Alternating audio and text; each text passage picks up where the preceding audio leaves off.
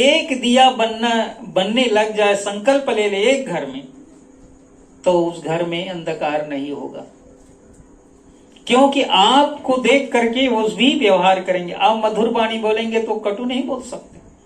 कटु एक दिन बोलेंगे, 2 दिन बोलेंगे, तीसरा दिन बोलेंगे ही नहीं। आप मधुर बोल रहे हैं, मीठे बोल रहे हैं।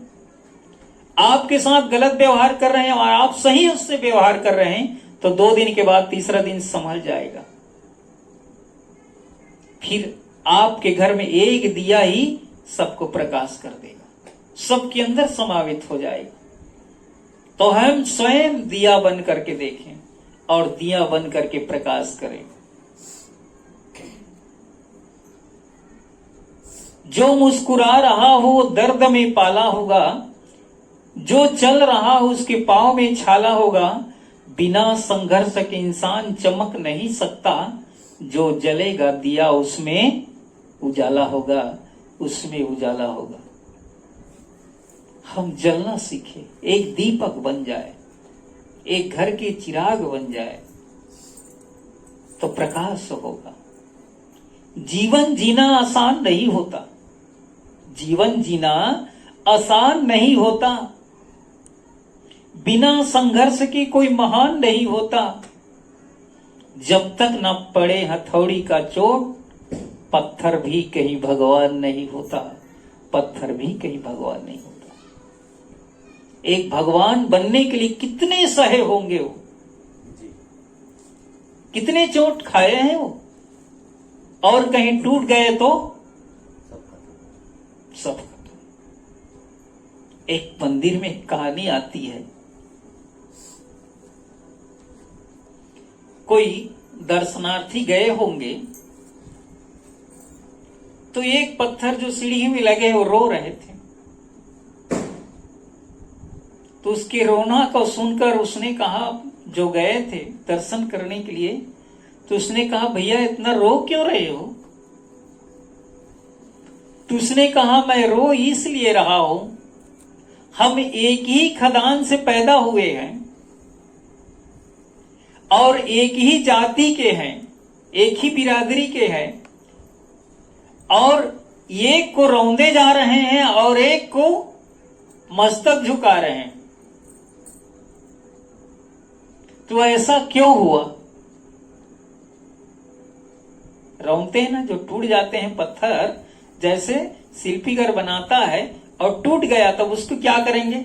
सीढ़ी में डाल देंगे और उसमें फिर चलेंगे, सब रौंद करके जाएंगे। और जिसने टूटा नहीं वो वहां मंदिर में पूजनी हो गए। तो उसने कहा, ये क्यों ऐसा हो रहा है, मेरे साथ इतना अन्याय क्यों कर रहे हैं लोग बाग? तो उसने सुंदर जवाब दिया वही ने, देखो वो आपको भी वही भगवान बनाने के लिए वो शिल्पीगर जो बहुत तैयार किए, छीनी हथौड़ी चलाए, लेकिन उस छीनी और हथौड़ी के मार को आप सह नहीं पाए, टूट गए। इसलिए आप रौंदे जा रहे हैं और जिसने सहन किया वो पूजे जा रहे हैं।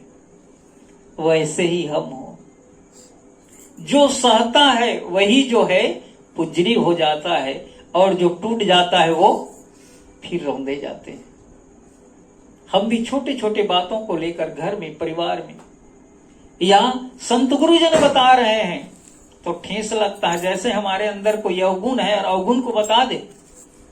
क्योंकि संत गुरुजन तो सीधा निकालने वाले होते हैं ना, उस अवगुण को बता दे तो फिर ऐसा लगता है कि हमें हथौड़ी मार रहे हैं साहब जो है, ऐसा कहेंगे।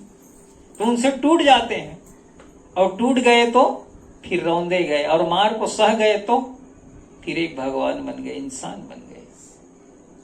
इसलिए कहते हैं, भक्त या भगवान विद्वान पंडित मौलवी, भक्त वह भगवान विद्वान पंडित मौलवी, जो भी बनना बाद में, पहले बनो तुम आदमी, पहले बनो तुम आदमी। एक इंसान बन जाए, फिर भगवान बनने में देरी नहीं होगा। समय बहुत हो चुका है, तो मैं इसी के साथ एक छोटा सा पद रखने जा रहा हूं। हमारा जीवन कैसा हो, इस पर वचन है ना। हंसते मुस्कुराते हुए जिंदगी गुजारिए, उनके तरह नेक बनकर जिंदगी संवारिए। हंसते मुस्कुराते हुए जीना जिसको आ गया, टूटे हुए दिलों को सीना जिसको आ गया, ऐसे देवताओं के चरण पखारिए, उनके तरह नेक बनकर जिंदगी गुजारिए।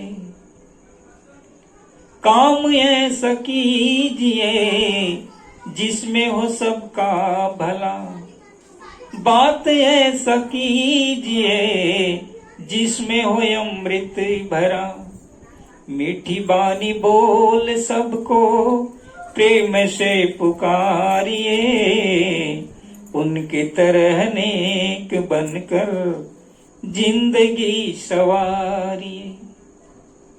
मुश्किलों मुसीबत का करना है खात्मा, हर समय कहते रहिए शुक्र है परमात्मा, गिलवे शिकवे करके अपना हार ना मानिए, उनके तरह नेक बनकर जिंदगी गुजारिए।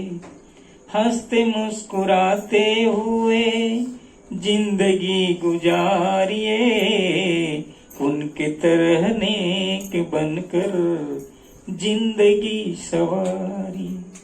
प्रेम से बोलिए सदगुरु कबीर साहिब की जय। आइए हमारे बीच पूज्य गुरुदेव जी विराजमान हैं, हम उनके आशीर्वाद विचारों से लाभ लेंगे। प्रेम से बोलिए सदगुरु कबीर साहिब की जय।